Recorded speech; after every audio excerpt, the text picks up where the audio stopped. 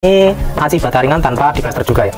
Yang ini saya buat sendiri, yang saya pasang sendiri, lalu saya aci sendiri. Jadi seperti ini, kita lihat lebih dekat juga bisa. Ini yang sudah dicat ya, cat dasar. Biasanya kalau aci bata ringan itu pada gelombang-gelombang gitu ya. Itu karena pengerjaannya dari awalnya sudah tidak benar ya. Jumpa lagi di channelnya Mariano Masno Jasa Bangunan yang selalu berbagi video-video tentang seputar bangunan.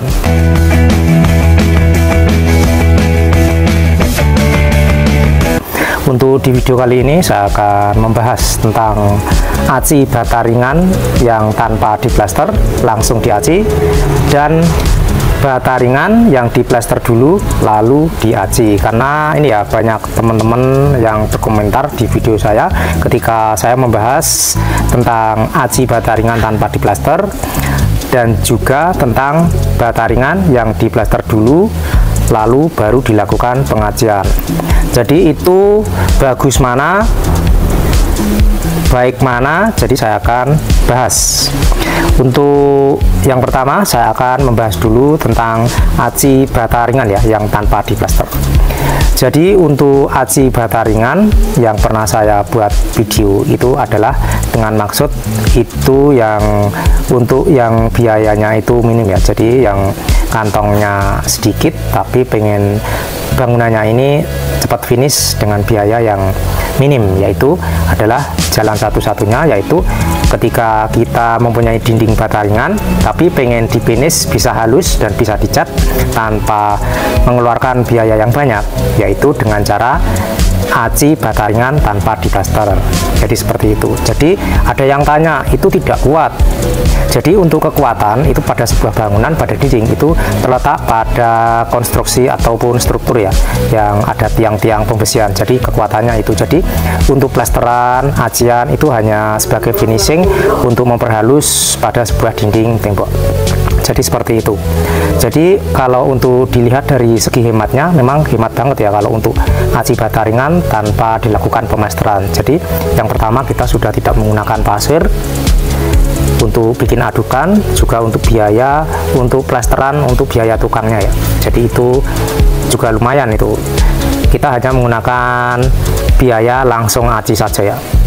Sedangkan untuk yang diplaster dulu itu bagus atau tidak, itu semua tergantung dari pengerjaan si tukang tersebut. Aci bata ringan juga bisa bagus, sedangkan yang bata ringan diplaster dulu itu juga bisa jelek. Itu tergantung dari pengerjaan si tukang tersebut ya. Aci bata ringan itu juga bisa bagus dan juga bisa jelek. Itu tergantung dari pengerjaannya ya. Seperti contoh ini. Nah ini ya, ini aci bata ringan tanpa diplaster juga ya. Yang ini saya buat sendiri, yang saya pasang sendiri, lalu saya aci sendiri. Jadi seperti ini, kita lihat lebih dekat juga bisa. Ini yang sudah dicat ya, cat dasar.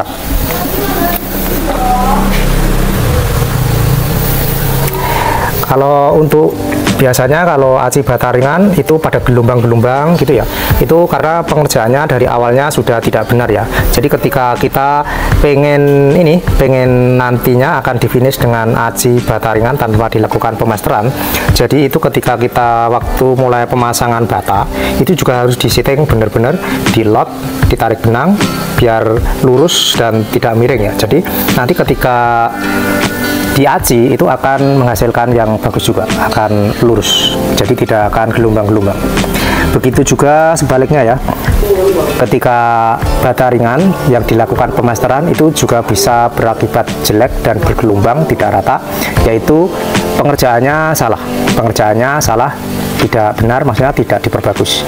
Yaitu biasanya yang diplaster tapi masih bergelombang, yaitu dilakukan dengan langsung ditaplok-taplok dan dilakukan dengan digosok-gosok tanpa dielot, tanpa ditarik benang, waktu pemelasteran tanpa dibikin kepalaan. Nah itu juga akan berakibat jelek, hasilnya tidak akan bagus. Jadi ketika pengen bagus, ketika mau dilakukan pemasteran itu harus ditarik benang dulu, dilot. Nah ketika kita sudah mendapatkan lot dan kelurusan, baru kita lakukan dengan kepalaan untuk plasteran nanti biar lurus dan bagus.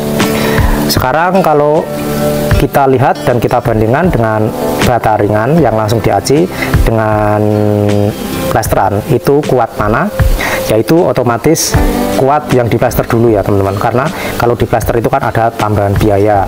Untuk ketebalannya pun juga beda ya, yang kalau bata ringan langsung diaci itu hanya tetap 10 cm ya, misalkan bata ringan itu 10 cm, ketika dilakukan pengacian yaitu masih 10 cm, paling lebih dikit, paling 2 mili atau 3 mili. Sedangkan kalau di plester itu bisa 12 cm, bisa 13 cm, itu tergantung dari kelurusan ketika dinding bata ringan itu ditarik benang dan dilap. Jadi untuk aci bata ringan yang tanpa melakukan plesteran, itu yang boleh dilakukan adalah di bagian dalam, di bagian kamar dan juga penyekat-penyekat. Jadi untuk saran saya, untuk di bagian luar yang terkena air hujan langsung, itu ada baiknya, bagusnya itu dilakukan pemplesteran. Nanti takutnya rembes ya, karena bata ringan itu kalau hanya dilakukan ini pengacian nanti akan berakibat rembes. Yang plesteran saja setelah diaci kadang masih dilapisi dengan anti bocor ya, untuk di bagian luar rumah. Jadi seperti itu. Jadi kesimpulannya, aci bata ringan itu untuk hanya menghemat biaya bagi teman-teman yang ingin melakukan finishing tembok biar hemat biaya. Jadi buat teman-teman yang ingin melakukan finishing rumah, yaitu maupun yang ingin diplaster ataupun diaci, itu tergantung dari kemantapan teman-teman ya. Jadi sekiranya teman-teman itu ada biaya, ada dana yang cukup, ya tentunya lebih baik dilakukan pemplesteran dulu, lalu baru diaci, dengan syarat untuk pemplesterannya dilakukan dengan cara yang benar. Sedangkan untuk aci bata ringan itu hanya untuk menghemat biaya buat teman-teman yang ingin melakukan finishing dinding rumah yang kantongnya ini sedikit dan minim, tapi bisa finishing. Jadi seperti itu. Sampai jumpa lagi di video selanjutnya. Mudah-mudahan video singkat ini bisa memberikan manfaat dan juga memberikan wawasan.